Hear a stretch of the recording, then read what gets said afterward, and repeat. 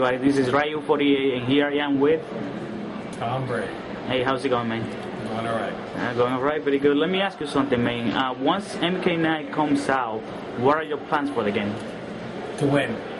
When the game comes out. I mean, you're planning on playing the game? I plan on playing, to win and win a lot. Oh, to win a lot? You're planning on going many tournaments? I'm planning on going to all. Any tournament up there you're planning on going? I'm going to go, probably in this order, I'm going to go to Power Up in Cincinnati. I'm going to hit East Coast Throwdown. I'm going to hit Devastation. I'm going to be at Evolution. I'll basically be at all.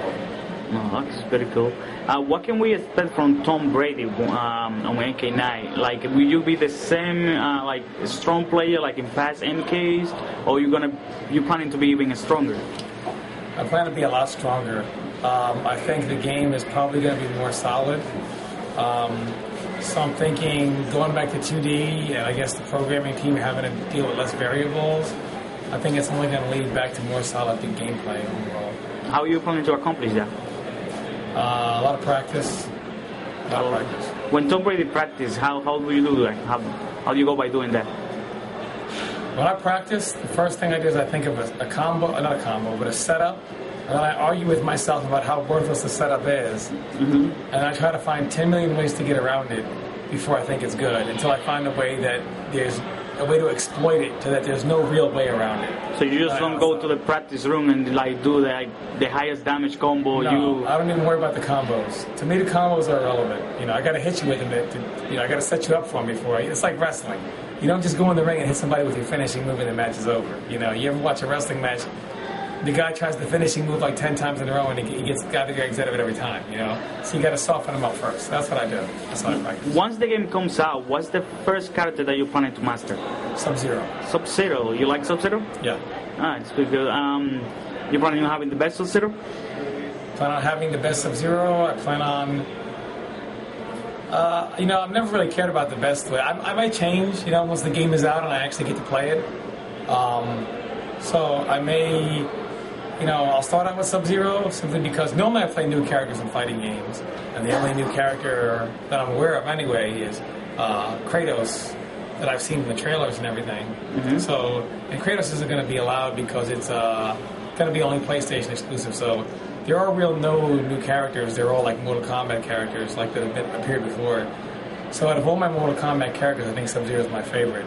So I'll start out with him, and if I find something that I'm more comfortable with, I'll move on to them. But my plan, ideally, is to be Sub-Zero. Sub-Zero, okay, pretty good. You say that when you practice, you go in the practice room, you practice setup. How do you go do that exactly? Do you do it by yourself, or you have somebody to practice with? I have a lot of offline players to play with, but a lot of time when I spend, everyone needs their own practice time to develop their own ideas, to get their own stuff out of their head into the game. So when I go in practice mode, a lot of times what I do is, I get an idea and I start working with it. Okay, how do you get out of it? And then I say, okay, that's how you get out of it. How do I punish you for getting out of it? How do I deter you for getting out of it? How do I make it abusable? So I go through several scenarios in my head and try to find the real best way to set everything up and the real best way to punish you for trying to get out of what I'm trying to get out of. So basically I go through every possible scenario in my head and practice. Sometimes I've actually been known to be practicing, and then I'm up playing so much I'll just pass out on the floor, and then I wake up and go back to practice 30 minutes later to like a nap. So I put a lot of practice time in. You think it's really important to have someone to practice with, or you think it doesn't matter, you can be like a alone guy by yourself? If you don't have people to play with, you can't lose. If you can't lose, you can't win. Somebody has to be able to push you to the next level. Nobody comes up, plays a game and from day one I have no problems, I dominate, I never lost. You always have to have a problem to solve. If you don't have a problem to solve, it doesn't mean you're too good. It just means you're not playing anybody good at all. When you can lose is when you realize what you're doing wrong, and then you can improve. So I think everybody needs someone to play. Not just someone as far as a beat-up guy that's not good. You need someone who can beat you for you to really be able to practice. Okay, do you have a message for those players up there that they want to get better at the game? They might know we're at your level in previous MK, but for this MK, they want to improve their game, they want to get better. I would just say the best thing to do is never overestimate how good you are. It's so funny people say never underestimate an opponent, but the same people who say don't ever underestimate an opponent don't realize that they're overestimating themselves. You know, you can make both mistakes, even though they're both one and the same.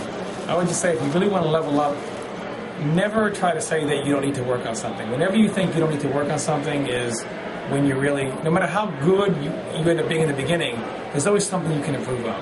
And once you get that attitude of I can't improve on anything is where you stay the same. And that's when a lot of new players have the problems of I was doing okay at first, and now all of a sudden I've kind of hit a wall, you know. It's only because you don't realize, you get insulted when someone says you have to do this better, do that better. Be able to take constructive criticism from your peers and from people watching in, and just be willing to always work on stuff. And no matter how good you think you do something, always realize you can do it better, and always begin to work on something. So. Okay.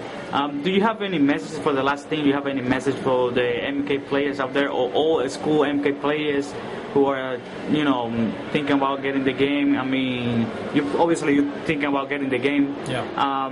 Do you have any message for those players out there about how going to get better in the game, or? Yeah, I mean, it's. I know a lot of the old school players didn't really play a lot of the 3D games, and a lot of the old school MK players kind of look at the 3D MKs and they say, you know, we're not really into them. We don't like kind of how things are. We don't like a lot of the bugs and glitches. I think with this game being at Evolution, that you've got to have a little bit of faith in the MK team this time. And I kind of think that this is kind of like a fresh start for Mortal Kombat. I mean, it's called Mortal Kombat. So just look at it like a fresh start. You know, everybody has made mistakes, you know, in their life, and they say, well, okay, let's start out with a fresh clean slate. Well, I'm sure that over at the MK team, they realized that a lot of the past games have had problems. So I think just even calling the game Mortal Kombat with them saying this is gonna be a fresh clean slate.